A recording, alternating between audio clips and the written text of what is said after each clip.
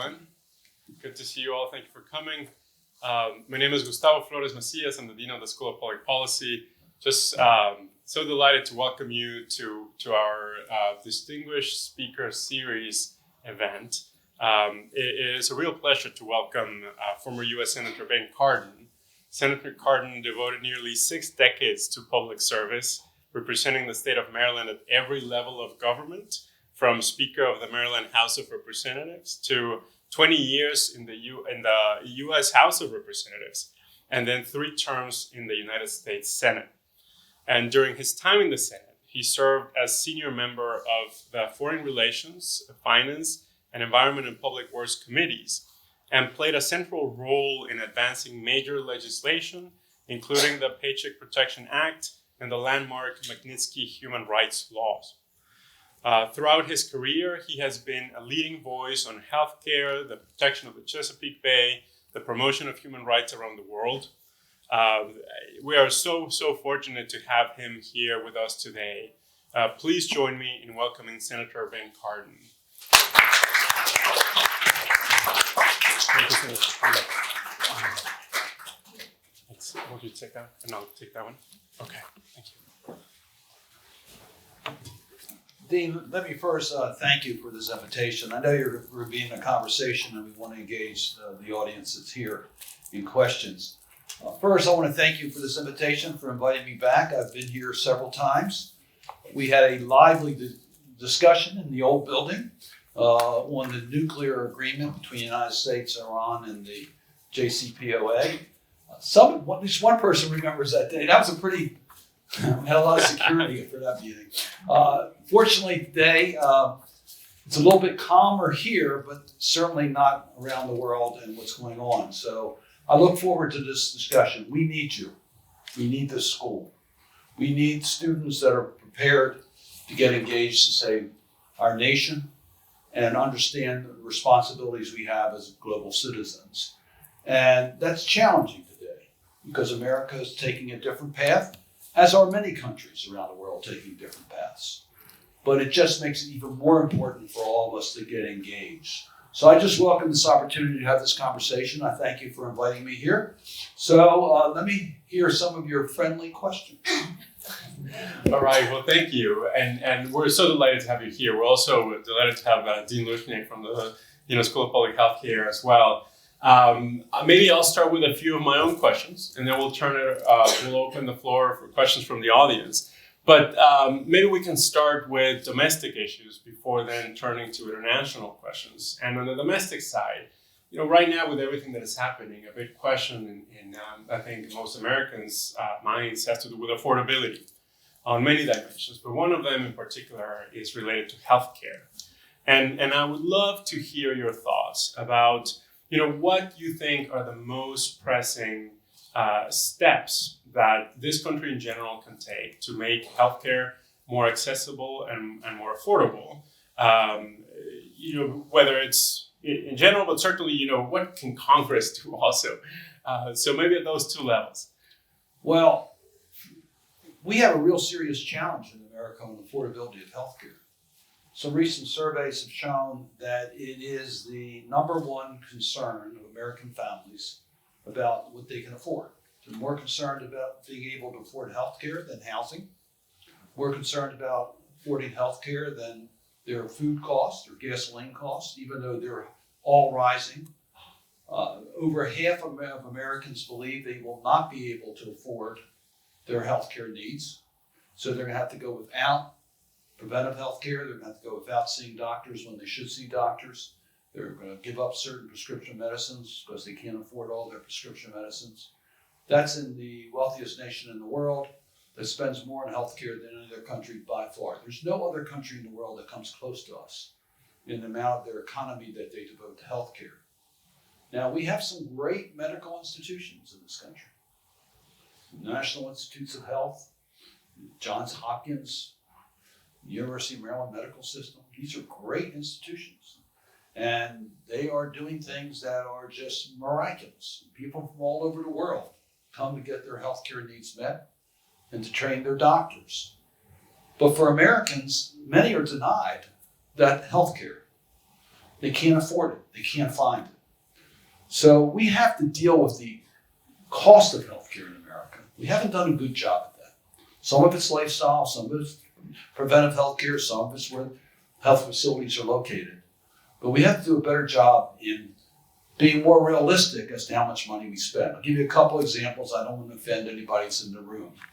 But the amount of money that insurance companies make, executives make, the amount of money that pharmaceutical managers make, pharmaceutical manufacturer CEOs make, when you put that on a scale of what we are paying for healthcare, it's just out. It's not in the right dimensions. So affordability is a cost issue for our economy. But for individual families, we passed, under President Obama, one of the great compromises in America, the Affordable Care Act. It was a great accomplishment. I was a member of the Senate when that passed. And it was a compromise. It maintained the American healthcare system that we like, which is uniquely American. No other country follows our model for a hybrid between government insurance and private insurance. We rejected those on the extreme left that wanted to have a national health insurance system or a Medicare for all type system. And we rejected the extreme right that said the government shouldn't be involved in providing health care at all. The Americans should be responsible for their own health care needs, and they'll figure it out a lot better than we have government insurance. We rejected those two extremes, and we passed a compromise known as the Affordable Care Act. And it provided affordable coverage for all Americans. But it was passed in a way that we couldn't do everything we wanted to do on it. Passed through budget reconciliation. That required us to return and to make sure that we made it affordable for the future. Guess what? We haven't been able to do that. Why? Because of a major mistake that took place when the Affordable Care Act passed. And that is, it was passed on a partisan line vote. Republicans had no ownership in the system. Maybe we'll get a chance to talk about this on some other issues. But if you want to get good policy, you need to have broader support for that policy. You need to have more buy-in. Because quite frankly, political leadership by party changes in America. And if you want your policies to be able to be supported by the next administration, you better have broader support when you pass it. And the rules of the Senate, although I have some concerns about it, requires broader consensus. Normally, you can get bipartisan buy-in and get good bills passed. But there was a failure of leadership, whether it's Democrats or Republicans, when we passed health care, that we didn't have that. So now the Affordable Care Act is going to be unaffordable for a lot of Americans. We're going to have a lot more uninsured Americans. We're going to have a lot more cost shifting, a lot more facilities that won't locate in underserved communities because they don't have insurance to pay for their health care. It's just going to cause another challenge we have in America, not only on cost, but access to quality health care in our communities. Will we have that? So to me, that's the major concerns we have moving forward. I would add to that we need to make preventive health services much more available. We have to deal with lifestyle issues. There's other issues we have to deal with. And the last thing I'll mention is something that we really have ignored, and that is we don't have a long-term care policy for Americans. We just don't. We first of all don't even know how to define long-term care. And we don't know whether it's a healthcare need, a social need, a housing need, we just don't know. And our demographics are changing, more and more people are living to be older. They need some type of assisted living. We don't have a policy for that in America, and we have to deal with that. So we have a lot of issues that we have to deal with in healthcare. It is an area that's exciting from the point of view of how much resources are available. There's plenty of resources our economy is putting forward to healthcare. We need you to develop the right policies so that healthcare is a right, not a privilege in America. All communities have access to affordable healthcare, and we can continue to lead the world in discovery and technology that can make our lives more enjoyable, healthier, but also not bankrupting too many American families. Yeah. Thank you, Senator. We'll return to the question of partisan lines and approving these bills in Congress in a second. But I'd like to ask you about public trust and trust in Congress, and using maybe a health example, the pandemic. Right, we went through a pandemic in which so many health-related aspects became contested in and of itself. Sort of, there was this notion that people should just follow the science, but then it turns out that science was fairly contested in and of itself.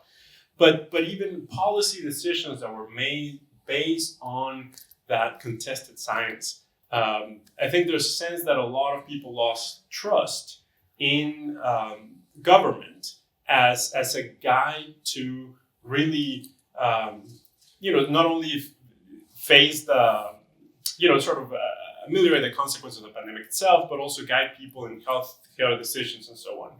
How does government recuperate that trust, or how can this country and its authorities rebuild that trust that was lost?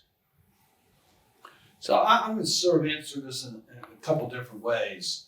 First, policymakers have to make independent decisions based upon the material and facts that are out there.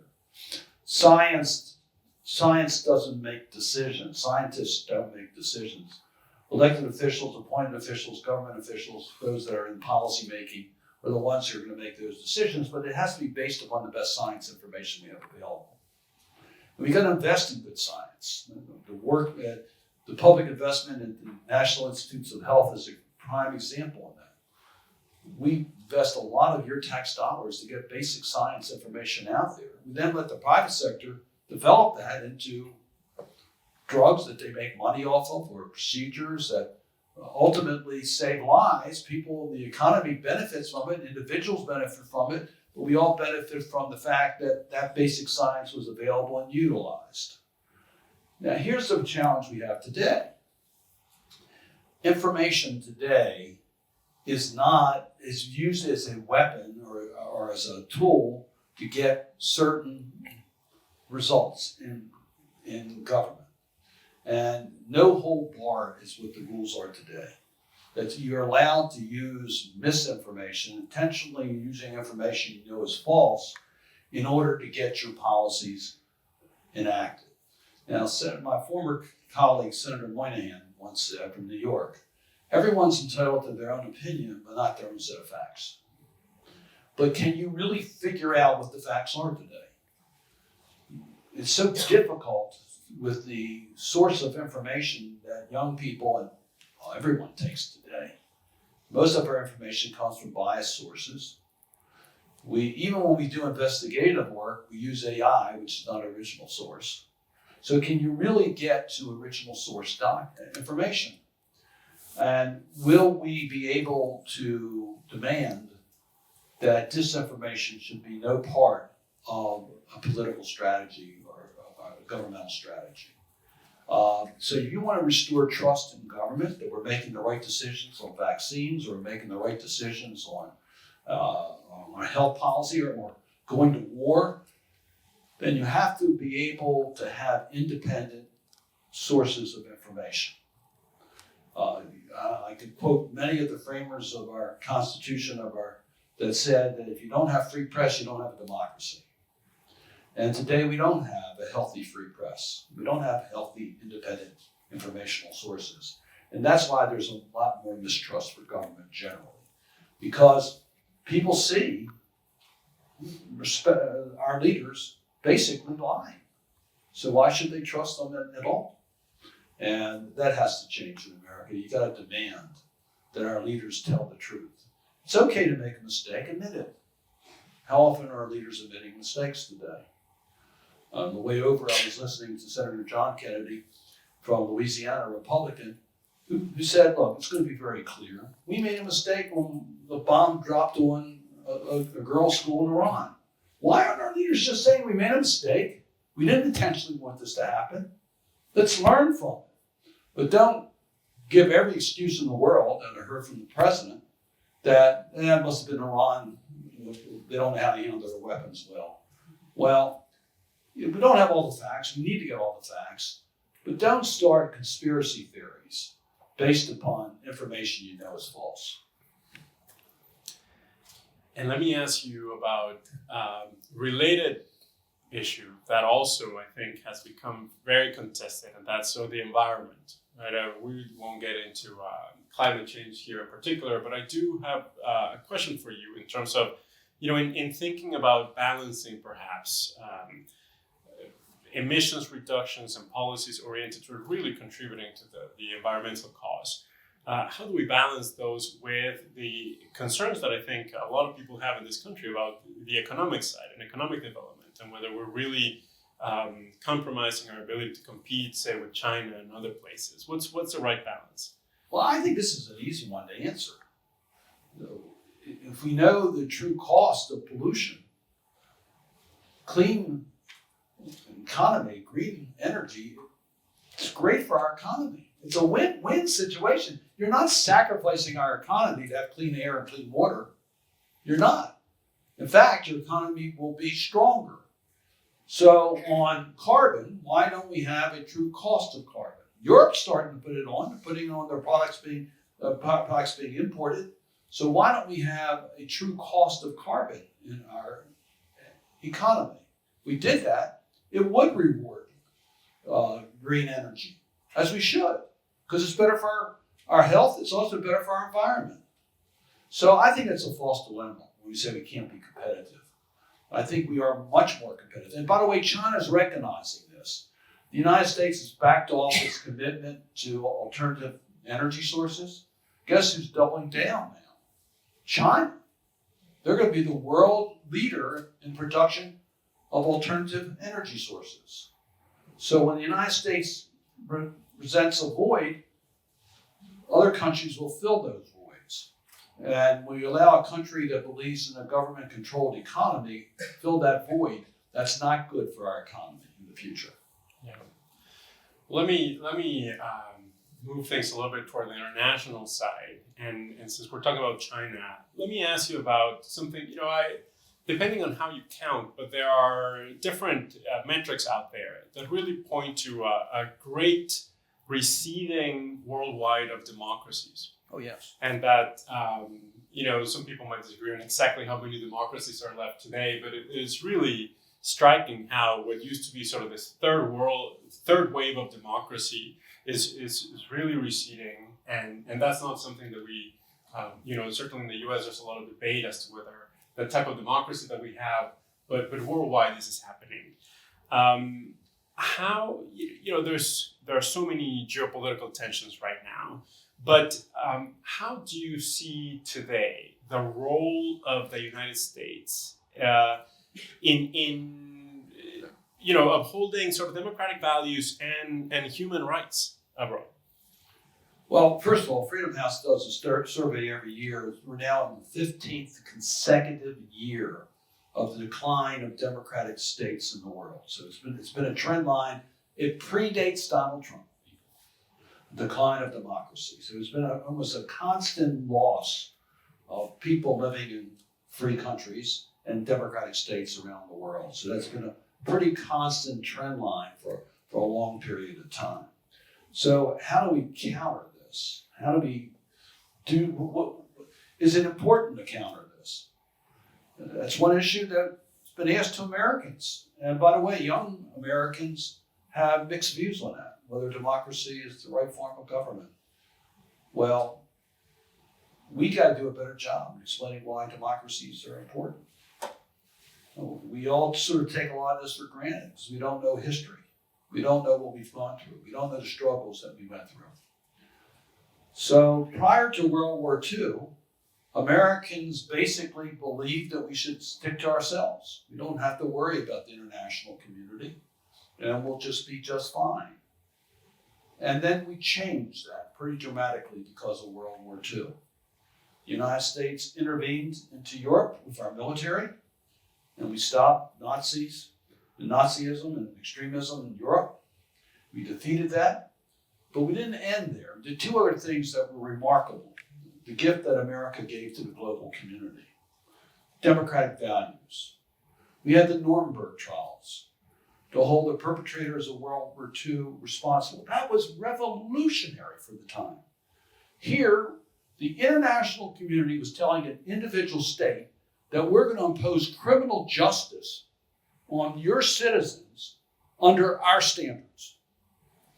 It hadn't been done before. Establishing global standards for conduct in an individual country. And then we did something else. In 1948, we passed the Marshall Plan. And we used American tax dollars to rebuild the countries that were our enemies. Germany, Japan. And we did something that was really remarkable. We established value-based international policy. We weren't going to just do transactional, what's in it for us immediately, a trade agreement or something like that. Instead, we decided that America would lead by promoting democratic values in international civic engagement. And I can give you a lot of examples about that, America's leadership. But I think perhaps I'll give you two. The PEPFAR program passed by President Bush to end HIV/AIDS. Prior to that, if you had HIV/AIDS, it was a death sentence. It was a death sentence, and also that you'd be isolated from your community for the rest of your life. The United States decided to do something about it. It was a problem in the United States, but it wasn't a problem like it was in other countries around the world. And because we did a transformational program, we ended HIV/AIDS as a death sentence. It made a huge difference to the global community. That was U.S. global leadership based upon values, not what were we going to get back from America? No. We could have done it just in the United States and figured it out. We didn't have the numbers that a lot of countries in the world had. But we did that. The second program that we did, I was directly involved with, was passing trafficking in persons, modern-day slavery. Before the United States acted on that, it was a global problem, but most countries didn't have much concern about it. It wasn't really affecting their country very much. We decided that this is modern-day slavery and it has to end. So we passed the trafficking in persons legislation. And we rank every country in the world, on what they're doing to stop trafficking. Whether you're an origin country, a destination country, or a transit country. And if you don't do enough, you're put on a list. If you don't improve, you're isolated. You can't do trade with the United States. And guess what? When America leads, other countries follow it. And now it's a global standard. Every country has agreed on that. I'll give you many other examples. We joined the United Nations Sustainable Development Goals, which was a U.S. initiative to say we're going to end poverty, end gender discrimination, we're going to end lack of education in our schools, we're going to have clean water, we're going to do all these things globally, not just American. We're going to have a global commitment to this. This is value-based U.S. leadership. And it was our gift to the world. We're off track today. We're badly off track. But we got to get back on track. But if you don't understand where we've been, if you don't understand the history we've gone through, if you don't understand how we passed the Magnitsky sanctions that I was directly involved with, to tell Russia, if you don't hold accountable those people who violate the human rights of your own citizens, we're going to stop you from coming to America or using our banking system, and that's going to hurt.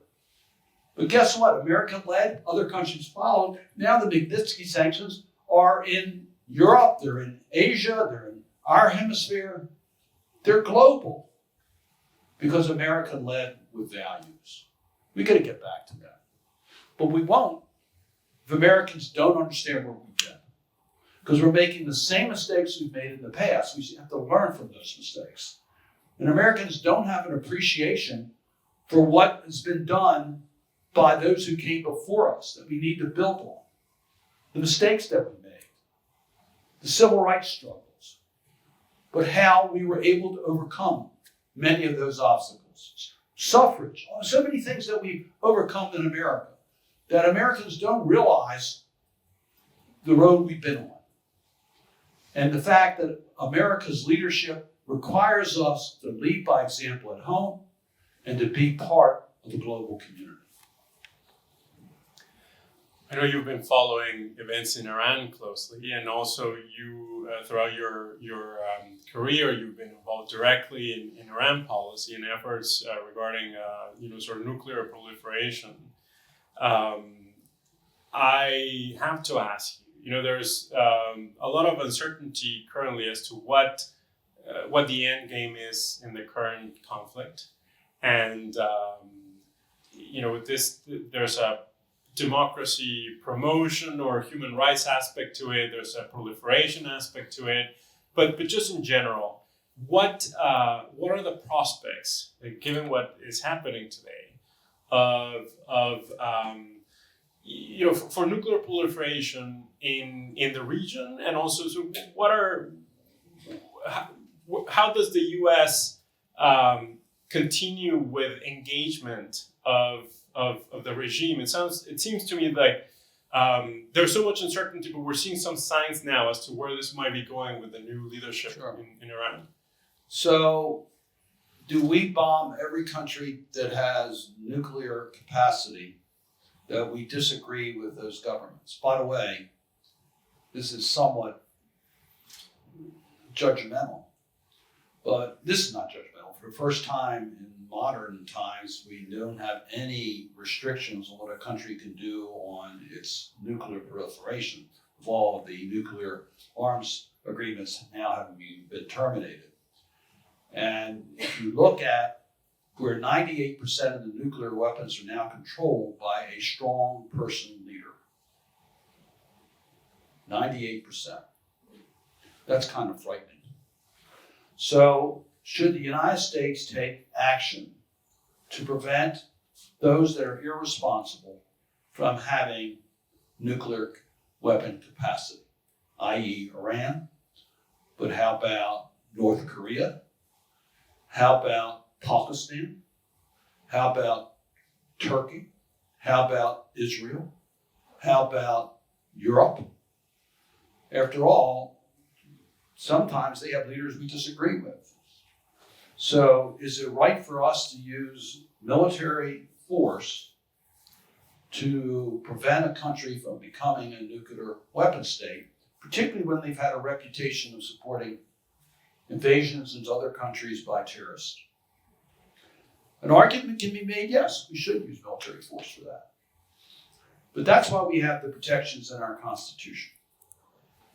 We've talked about the decline of democracies and democratic institutions. And one of those declines in America is in our democratic institutions. The framers of our Constitution had checks and balances in our system to prevent the abuse of power. Power does corrupt. They recognize that. So they developed 3 branches of government as a check and balance. And they gave the legislative branch of government the power to declare war, to commit our troops into harm's way. There are certain ways in which the president, the commander-in-chief, can use military force. And we've had this debate in Congress ever since I've been in Congress. Should we use it in Bosnia to prevent human rights violations? I thought we should. President Clinton thought we should. He had to go through a process. And it took a long time before we got there. I would like to have seen us get there sooner, quite frankly. We could have prevented a genocide from taking place. But you just don't go into a country on a whim, even if that country's doing terrible things. You have to have an end game plan. You have to figure out how you're going to deal with the issues. Do you go into a country to prevent a nuclear weapon capacity? Okay, well, the Constitution provides for Congress to either declare war or for the president to invoke the War Powers Act with notice to Congress and approval through an authorization for the use of military force. The President Trump did neither of those, did not seek a resolution from Congress or a declaration of war, and he went into Iran. Why? Was there an immediate threat to the United States? I haven't heard of one yet that's been articulated. Did he go to Congress to seek an authorization for the use of force? I was listening to a Republican talk on CNN that, a Democrat talk on CNN, that he would support an authorization for the use of military force if it was targeted to that need to eliminate the nuclear. But the president didn't try that. This is a clear abuse of executive power. Worse than that, it violates the United Nations Treaty. The United Nations Treaty guarantees the sovereignty of every country in the United Nations. You're not allowed to violate that sovereignty with 3 exceptions.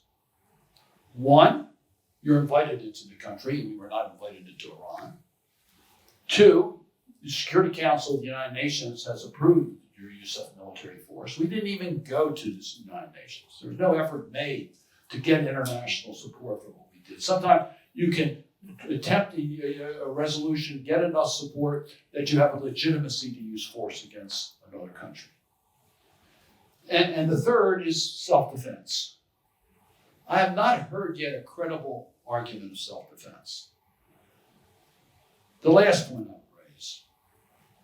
Was Iran at the point where they could have exercised nuclear threat against one of its neighbors?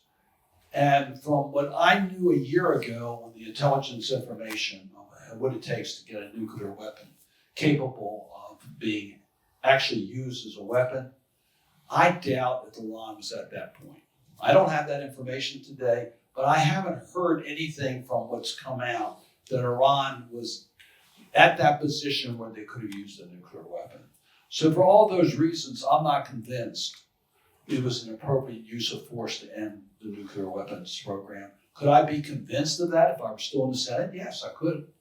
But that's what the process entails. And nothing would have been lost if the president would have gone through that process of engaging Congress, of going up to the United Nations, of challenging what Iran was doing. Nothing would have been lost. Maybe we wouldn't have killed so many people. And there's another challenge on killing a head of state or civilian officers of a country.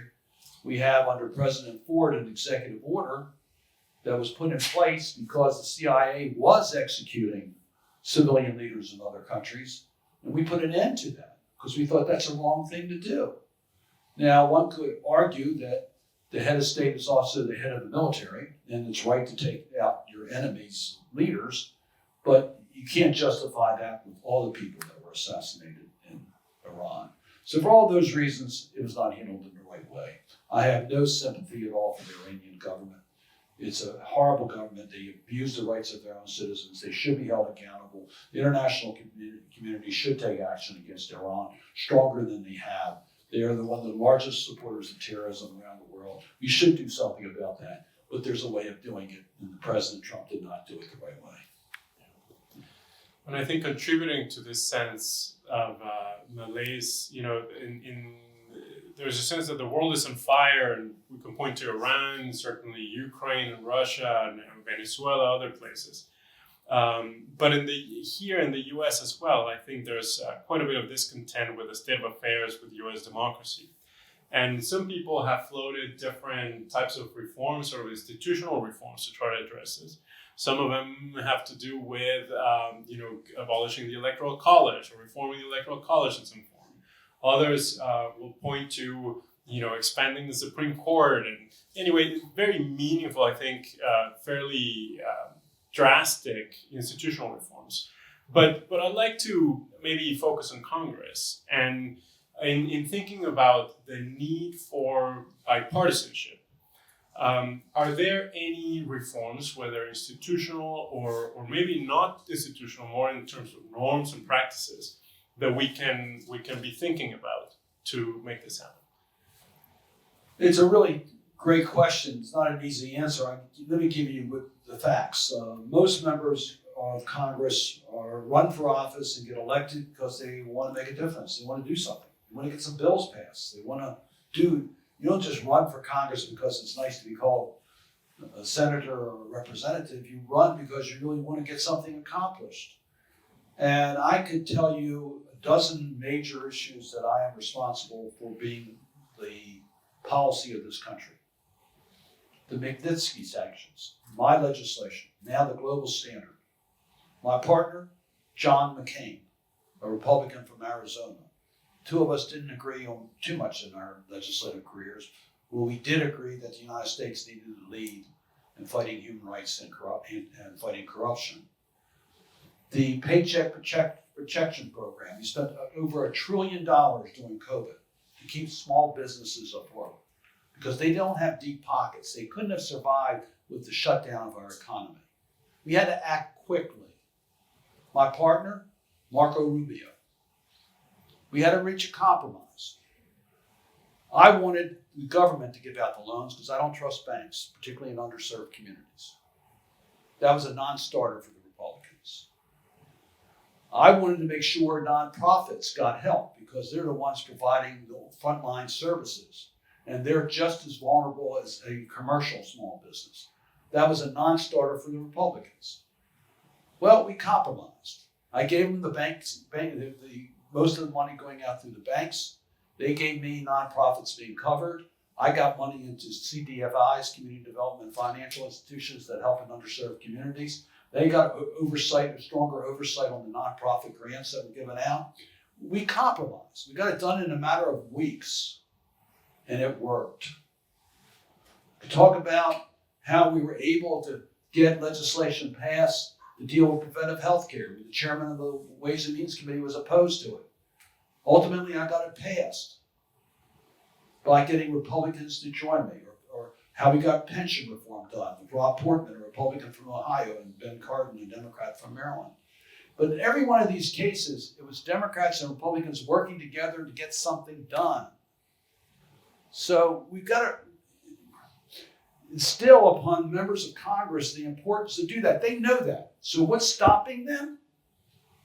It's a failure of leadership because presidents have very little tolerance for Congress and they just want their agenda passed. Congress should act as an independent branch of government. Second problem, primary elections. We've got to reward members who want to work. Look, I'm a partisan Democrat on election day, but when elections are over, you got to work together. But unfortunately, if you're one that comes under that philosophy of working with the enemy on the other side of the aisle, you're liable to get primary today. Look what's happening in Texas. John Cornyn is a conservative Republican who happens to work with Democrats. I've worked with John Cornyn several times. As a result, he's being primary today. Now, the cost of elections is another problem. Redistricting is another problem. All that causes us to become more partisan than we need to be after elections are over. And we have to reward that's why I urge young people particularly, join one of the two established political parties. Don't start a third party, but bring that party into making sense. Don't just reward the extremist. Look, I think there's a lot of good policies that are on the far left. I happen to support a lot of those policies on the far left. But I also believe that we have to listen, compromise, get broader consensus to move an issue forward. That type of politics should be rewarded in our system. So how does Congress get back to where it needs to be? You need leaders in Congress that understand that are willing to take tough decisions to bring the nation forward. And you need a constituency that recognizes and rewards a legislator and not just listening to the extremes, pulling the parties to the far left and far right. And that's going to take some maturity in American politics. You were in Congress, in the Capitol, on January 6th when those events took place and the certification of the election was taking place. Could you speak to what that has meant for this country? Was that something that now, certainly what happened that day, I think most people never imagined could happen in the United States. And certainly, I didn't grow up in this country. Someone coming from the outside is just completely unfathomable. Could you speak to what that has meant and where we are today in either recovering from that or continuing down that path? Well, first of all, there's some stories from January 6th. I was in harm's way on January 6th. I was on the Senate floor when the Secret Service came in and took Vice President Pence away. And we were instructed not to get near the doors. There was gunshots heard in the Capitol. Shortly thereafter, we were told to leave the Senate floor as quickly as possible and go to an undisclosed location and happen to be in the Hart office building where we have a large room. We're not allowed to tell anybody where we were. So I got on the phone to let my wife know that I was fine. And my wife said, I know exactly where you are. I said, how do you know exactly where I am? She says, your granddaughter has a locator on her phone. So anyway, there's some stories like that that go on. But it was interesting. I was locked away with my colleagues, almost all of them. A few were not there because they were part of the survival of our government in case of a crisis, so they were taken to a different location. But 90 of us were together, senators. And every one of us felt that this moment was one that shook us to our core, that there was an insurrection taking place, an armed insurrection of our government. There had to be accountability, but we had to get back to business as quickly as possible. And we were determined to do that. So none of us were interested in doing anything other than waiting this out, getting back, and certifying the elections on that day. Not to let any time go by, let Americans know we're in control, but to always remember what happened on January 6th and make sure that there's full accountability. And that was the view on that day. But then the revisionists came in. Those who wanted to say different things happened on January 6th than what really happened on January 6th.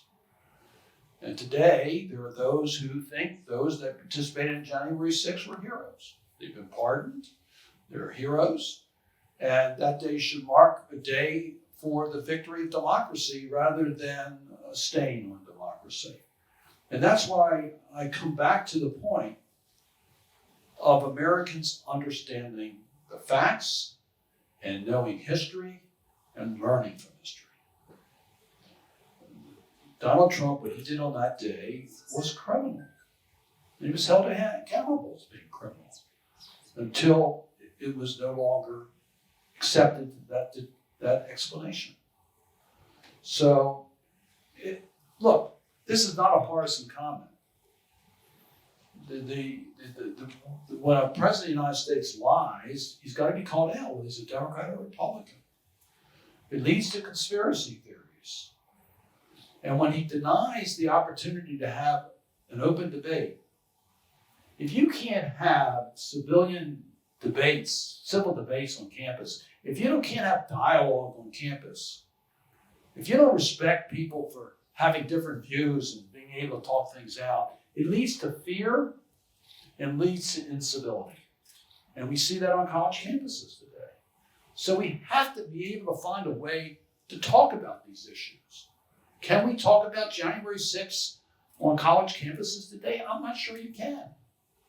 And that's wrong. You should talk about January 6th because there's lessons to be learned. And we should never forget what happened. And we should make sure it never happens again. Well, that, I think, is a nice segue into my last question, which, earlier I was sharing with Senator Cardin that we take very seriously here our responsibility to really form sort of the future leaders that will go into public service and try to make a difference. And my question is, drawing on your remarkable trajectory and decades of public service, what skills, experiences, and values do you think are most helpful for the next generation of leaders to keep in mind? Right. Well, we all have a responsibility for civic engagement. Whether you happen to be an engineer, whether you happen to be a doctor, whether you happen to be a person with a graduate degree in the School of Public Policy, you all have a responsibility for civic engagement. We all have a responsibility to make our community better. So yes, you want to be the best doctor in the community and you're trained and do everything right, but you want to live in a community that's safe, that's fair, that has clean air, clean water, good schools. You want that. So that doesn't happen unless you get engaged. So civic engagement is a responsibility, but it goes beyond College Park. It goes beyond Prince George's County. It goes beyond the state of Maryland. It goes beyond the United States. We are global citizens. So we have a responsibility to make this world a better place. All of us can do that. Dr. King said we all can be great because we all can serve. So we all can do something to help in that regard. The question is, how do you engage in a responsible way? That question is asked to me frequently for those who are concerned about the path our nation's taking today. And what I tell them, frankly, first, take care of those people who are being hurt today. There's a lot of people being hurt. The immigrant communities has a great deal of fear out there. We should all be helping to make them feel comfortable here in this country and to deal with their challenges. Healthcare, we already talked about that. Some people being disadvantaged. You need to do things to help people who don't have access to the healthcare that they need. And then we got to change the political climate in this country. And I'm not talking partisan politics right now. I'm talking about people being informed so they understand. To do that, you've got to be informed. You've got to be knowledgeable. You've got to understand civics. You've got to understand how our system of government works. You've got to know what has worked in the past and what hasn't worked. And then you have to do something that's extremely difficult today. You've got to learn how to listen. It's a lost art today. Listening is more than just not shouting. You really got to absorb. You got to be respectful of people who have different views. How many times have you heard, I don't want to go out with this person because I disagree with their political views? We got to change that in America. We got to listen to each other. I'll quote Dr. King one more time when he said, we learn from the brothers, I'll add in sisters, we call our opponents. We can learn from that. I'll tell you something, I'll let you in a couple secrets. Much of the legislation that has my name on it's better because of people who disagree with it originally worked with me to get it done. It improves it. And then lastly, by compromising, by getting broader consensus, your policies will stand the test of time. So this is a part of life. Figure out how you can get engaged. Follow your passion. If your passion is environment, follow environment. If your passion is the United States Senate, run for the United States Senate. God bless you. All you need is about $200 million, and you too can run for the United States Senate. So, follow your passion, but you got to get engaged. And be mindful of people who have different views. Be respectful. You don't have to compromise your principles, but be willing to open up and listen. Let's open the floor to questions from the audience. There's a microphone going around. Thank you, Beth. So if anybody has a question, please raise your hand, and when you get the microphone, identify yourself and please ask a brief question.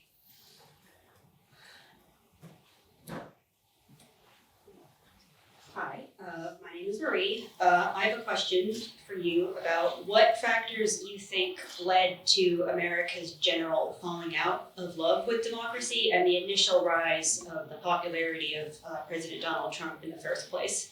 The reason I ask is because you've talked a lot about returning to compromise and common sense politics that sort of defined the US in the 90s, 2000s, even the late 2010s. But then how do you explain the initial rise of Donald Trump in the first place when that style of politics already was the norm? And how would returning to that approach prevent it from happening again?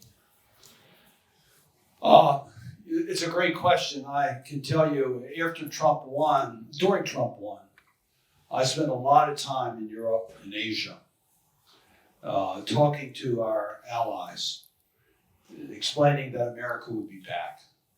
And I went to every COP meeting during President Trump's presidency. These are the environmental meetings.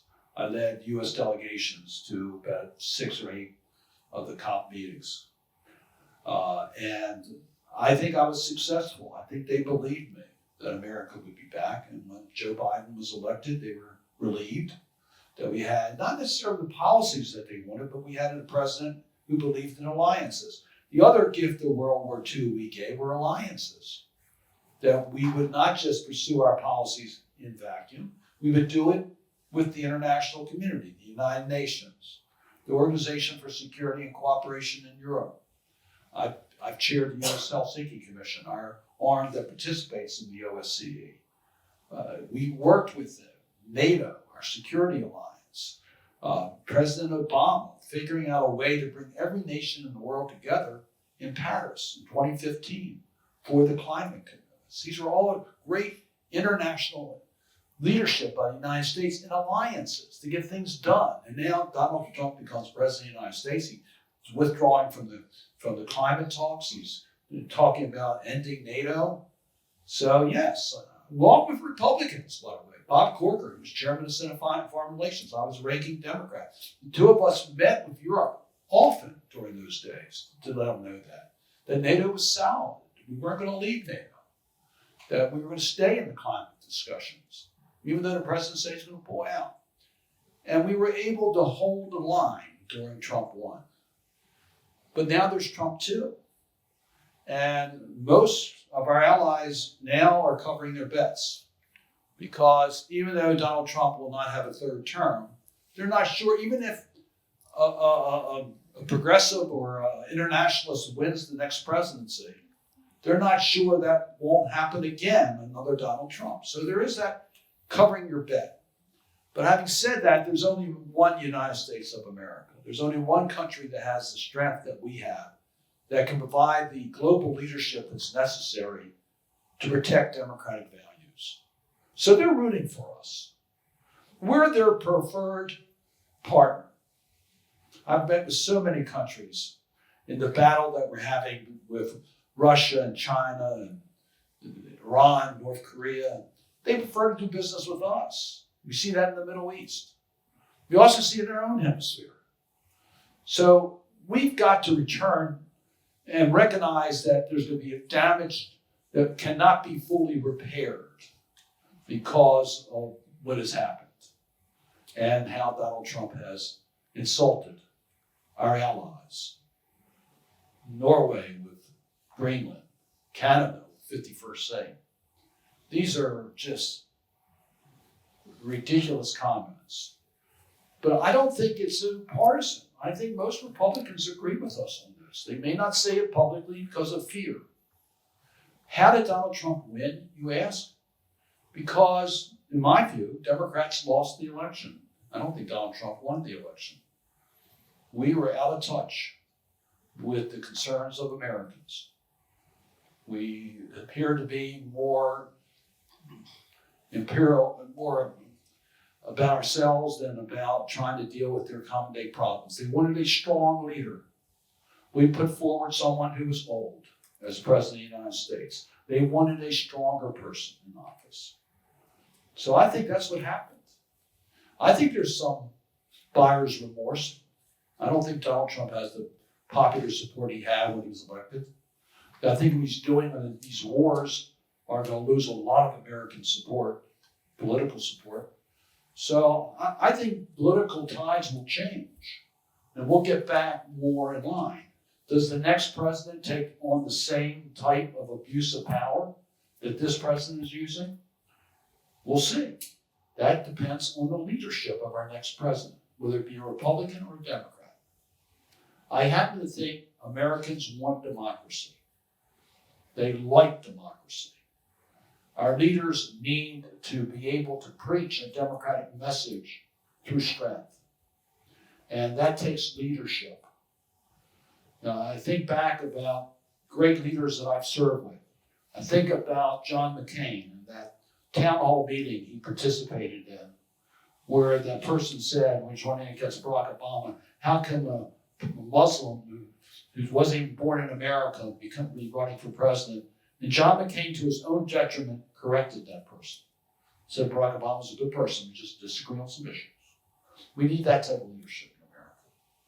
We need leaders who admit mistakes.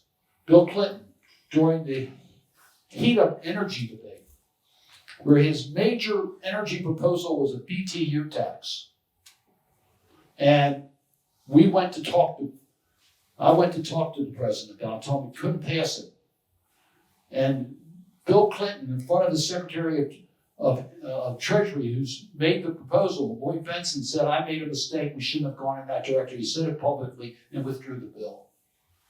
That's the type of leadership we need in this country, that admit mistakes and are willing to stand up for principle, democratic principles, including truth, not using disinformation.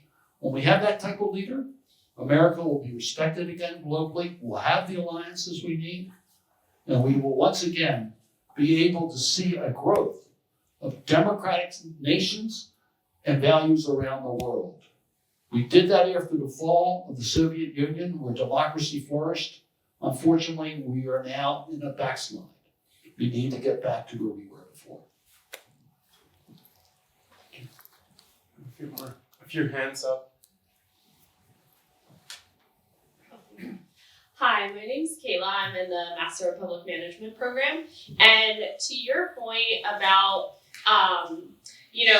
innovation that comes from debate and working with the other side, it helps improve these policies and make them better, as well as some of the challenges we're facing with disinformation. Hindsight is 2020. So I kind of want to hear a bit about your insight looking back on where we could have done better to, maybe be in a different space here with where we're at with the facts versus fake news or disinformation. Yeah. Boy, hindsight is always 2020, isn't it? I think where the Democrats went astray, we looked at the Biden record, and he got so much done. You look at the actual bills that were enacted, it was incredible how many things he got done for energy, for the environment, for the economy. Our economy was growing by leaps and bounds, et cetera, et cetera, et cetera. So we thought this was a no-brainer. Then take a look at Donald Trump, who lies, who says things that are totally outrageous. How? Is there really a choice here? Now, Joe Biden waited too long to decide not to run for re-election. I like Joe Biden, we're friends. But he made that mistake and put Kamala Harris in a very difficult position. And we started playing catch up when we didn't even think we had to. And we never had the right message for the American people. We said, look what we did for you. And they're saying we can't afford our grocery bills. We said, look how we dealt with energy. And they said we can't afford our gasoline bills. Look what we did for the world, making it a safer place. What do I care about the world? I care about what's happening here in Baltimore, or in College Park, or in Toledo, Ohio. So, we fought for international trade so we could have a lot of great economy. We don't care about international trade. We care about our jobs here. So we just didn't have the right message. So we made ourselves vulnerable. So yes, we should have done a much better job in the way we handle things, but recognize that it's very difficult for a message to get out when you have so many messengers. Who is the leader of the Democratic Party? Who was the leader of the Democratic Party? Was it Joe Biden? Joe Biden's message wasn't getting through. It certainly wasn't one member of the United States Senate or one member of the House of Representatives. We don't have a platform to get that message out. So I'm not trying to make excuses because the consequences have been so severe. But it really was a missed opportunity.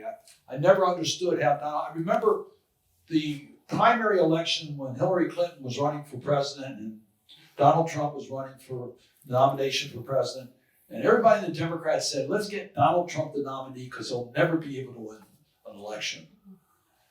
I was asked a similar question today about who I want to see the Republicans nominate in Texas. If the Republicans nominate Paxton, the Attorney General, Democrats have a better chance to win that seat. But there's no contrast as to who would be the best United States Senator if the Republican wins. John Cornyn would be a much better senator than Paxton would be. So I would like to see Cornyn win that that seat, even though it makes it more difficult for us to pick up the Senate. It's like redistricting. Should we go through these crazy gyrations of redistricting in order our party can do better, or should we be better for the community and do it the right way? I don't think the ends justify the means. And I think Democrats have tried, both parties have done this. We got caught in this election, and it just didn't work. So I don't have a magic formula of how we correct this going forward, because I don't know who the leader of I don't know who can give the right message. Is it Chuck Schumer? Is it Hakeem Jeffries? Is it our presumed nominee for president, whoever that person might be, who I have no idea who that person's going to be? Maybe it's Westmore. Who is the person who can really deliver that message for us? I'm not sure. But I know this, we better do a better job. And we can't wait 3 years. We got to, the midterm elections, whether we win or lose, have to change the direction of this country. We can't have 3 more years like we've had in the past.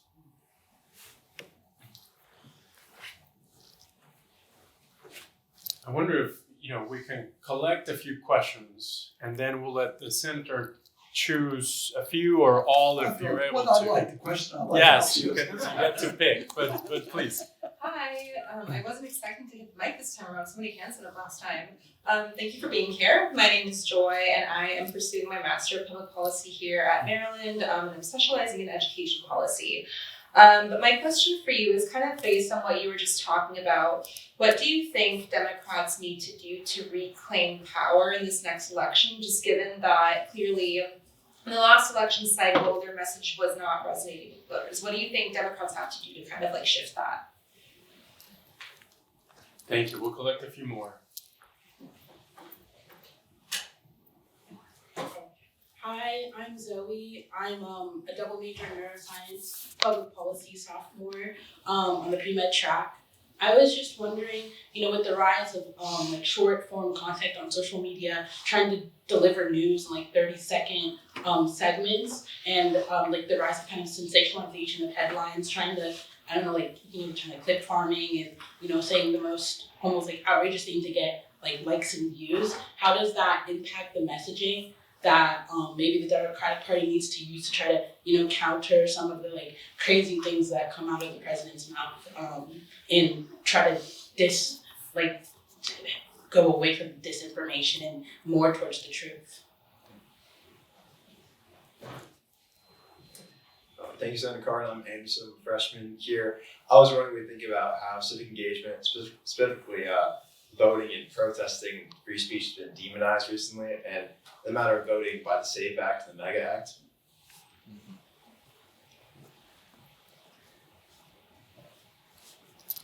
We'll collect the last two, and then we'll give the senator an opportunity to answer. Hi, Christian Plamago. You made a short, brief comment about immigrants needing more support. Sorry.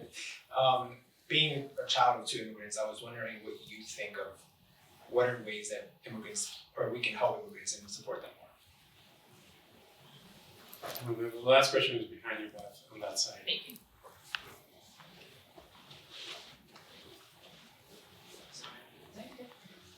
Hi, Senator. My name is Yona Gross. My question is, we've been talking a lot about Democratic backsliding in the U.S. What is the canary in the coal mine, like the line in the sand, that once this happens, we know we're in a much different place than before? Thank you.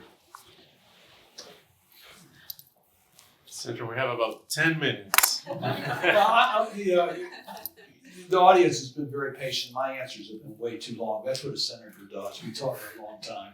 It's hard to give short answers, but for the Democrats, our message, I think we must have a message. We just can't say that Donald Trump has destroyed our democracy, that Donald Trump lies, that Donald Trump took us to an unnecessary war, that Donald Trump raised our gasoline taxes and gasoline prices and food prices, etc. That's what we've done that. It's not going to work. The public knows that. What are you going to do? What's our message? How are we going to be different than Donald Trump in office? Because Donald Trump's not on the ballot. We might think he's on the ballot. ballot, but he's not. It's going to be, this election is going to be all about who wins in Congress in about 40 districts around the country, or 40 districts and states around the country. That's going to control the power of the House of Representatives in the United States Senate. So we have to have a message that works. These are all districts that are swing districts. They could go either way. So we have to have a very positive message.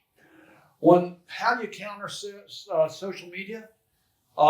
Zoe, you're going to have to give us that answer. I have no idea. I'm not sure I know what social media is all about. You have to understand something that I still believe in the old way of communication. So we need young people to explain to us. They didn't allow us to use TikTok, so I've never used that.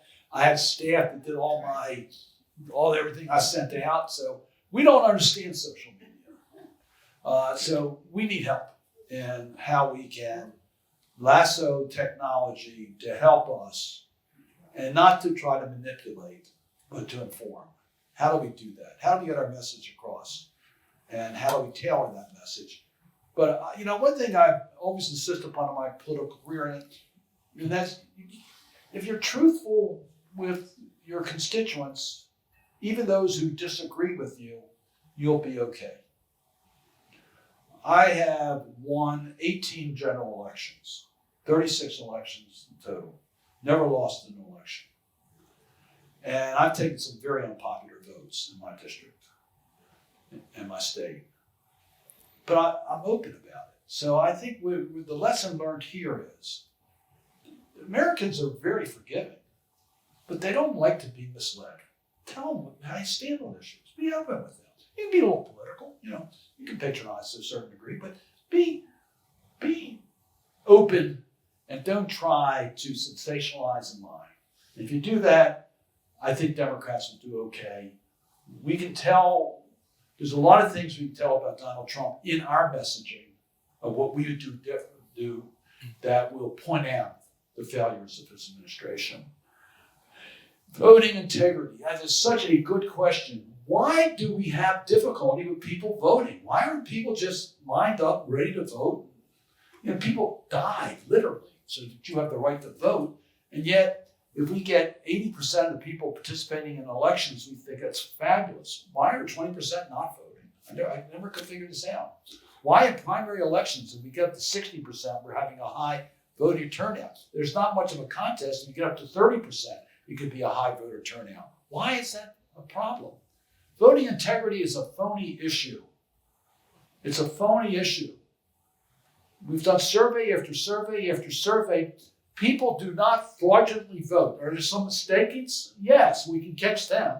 Somebody thinks that they're registered here and they're registered there and they have to go to a different voting place or a different county. That always happens. People move. As long as they don't try to vote in one place, what's the big deal? And they should vote where they're eligible to vote. But sometimes they have to do that by a provisional ballot. Why should you have to show an ID? The only reason you want to show an ID is if you think that will intimidate some people from voting. It used to be that I remember one time, I had the chance of blocking a bill that would allow an easier time for military to vote. And I said, why do we want to make it more difficult for the overseas military to cast their ballots? And I was told in our caucus because they generally vote for Republicans. I said, so what? We want everybody to vote. Why should we make it more difficult for anyone who's eligible to vote? And all a voter ID does, the Integrity Act, is make it more difficult for people who are eligible to vote. I think we should have same-day registration. I think you should be able to go up and vote, and be able to vote. I trust people not to fool around with voter integrity and commit a felony. I don't think people do that. So I think we should make it easier, not more difficult. Should we have a system in place? Yes. People should be able to identify. In a lot of countries, you go in and vote, you have to put your finger and get the ink, so you can't vote more than once. The ink spot on your finger that lasts for that day. They basically, anybody wants to come in and vote. You know how many people have been disenfranchised for their entire life from voting because they committed a crime in a state which basically wanted to prevent blacks from voting? A lot of the southern states, a significant percentage of the black male population are disenfranchised for the rest of their lives from voting. Why shouldn't the people of the District of Columbia have voting representation in the House of Representatives in the United States Senate? These are citizens. So we talk about voter integrity. Let's empower everyone who's eligible to vote. And we shouldn't disenfranchise people, what we do by all this integrity laws that we try to pass. Yes, we should have voter registration. Yes, you should be able to prove that you're the person that you say you are if it's challenged. And you should always be able to cast a provisional ballot, which now looks like it's pretty well settled in our state, but not every state. So that to me, that's a phony issue. Immigrants, this is a matter of informing, but you need an informed constituency.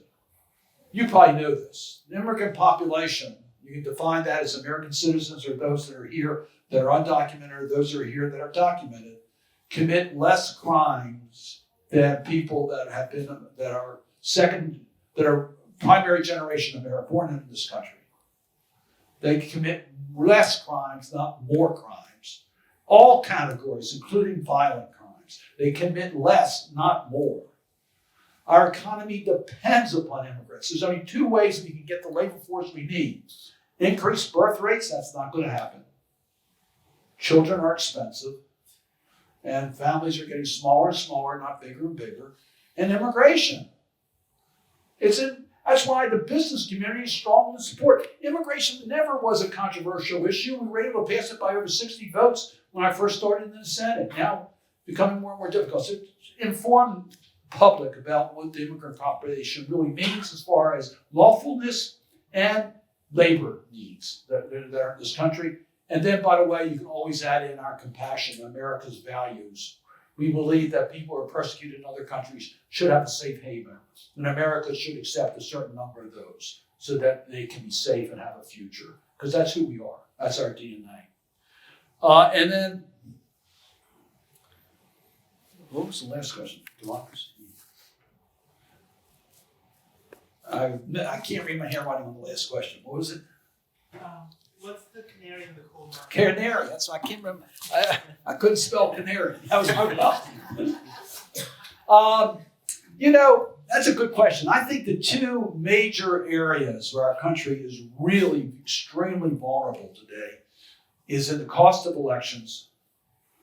I don't think we have free and fair elections in this country because of the cost and the way we finance elections. There's an article in the New York Times yesterday that 19% of all campaign contributions were made by billionaires. There are not that many billionaires in the percentage of our population, but 19% of all contributions. These billionaires are contributing in excess of $100 million to individual candidates because of the Supreme Court decision of Citizens United. So to me, that's one of the canaries. The other is the free press. Do we really have a free press today? Because that to me is a critical factor. Do Americans really have access to reliable, independent, investigative information? We're not at the fatal points yet. To me, they're the two key points. Because elections are critical to checks and balances on our system. We have to have free and fair elections. That's an absolute essential thing for democracy. And a free press is an absolute essential thing for democracy. So they're the two areas I would probably concentrate the most and be concerned about. Senator, we've covered so much ground, and we are so grateful that you would spend this afternoon with us. Well, I'm impressed because I remember being in college, and this was the time of the night I would normally be having a beer or something. And so I'm impressed that you are spending time here. I'm just grateful for a couple of things. First, the decision I made not to run for re-election to the Senate. If I had chosen and was re-elected, I'd be stuck in Washington. And I tell you, the conversations here are much more pleasant than the ones in Washington. So I thank you all because you're interested in good policy. You want to see how you can impact that. I really do believe each one of you can make a huge difference. Just follow your passion. Get involved. Get others. Join coalitions. Your voice will be heard. And you see that our political system, elections do matter. So get engaged. Do it. Make our community better. We are very grateful.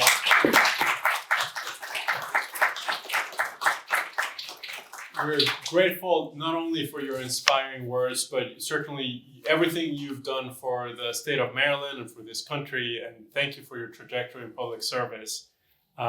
We have a little something for the senator.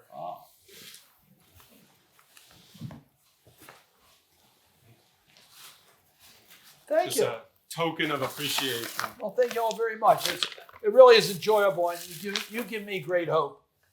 Just keep your passion and stay engaged. Thank you. Thank you all for coming. Thanks to the whole team that made this event possible as well. Have a wonderful rest of your afternoon and take care.